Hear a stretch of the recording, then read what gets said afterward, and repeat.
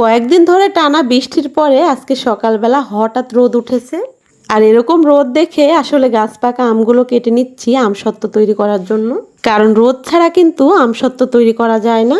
এই আমগুলো গাছে পেকে গেছিল, গতকালকে পাড়া হয়েছে, আর আজকে রোদ দেখে আমি সকালবেলায় তো কাটা শুরু করেছি।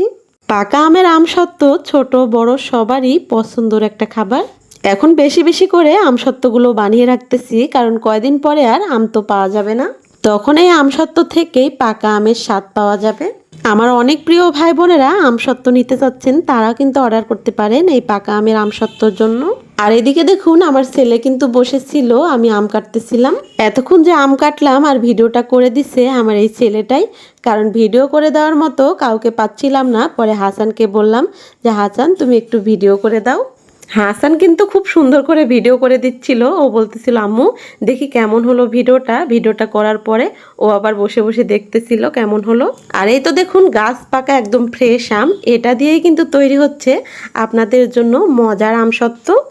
এদিকে দেখুন হাসানটাও কতটা মজা করে খাচ্ছে পাকা আমটা। আর যারা একদম ফ্রেশ ফরমালিন ছাড়া আম নিতে চাচ্ছেন তারাও কিন্তু অর্ডার করতে পারেন।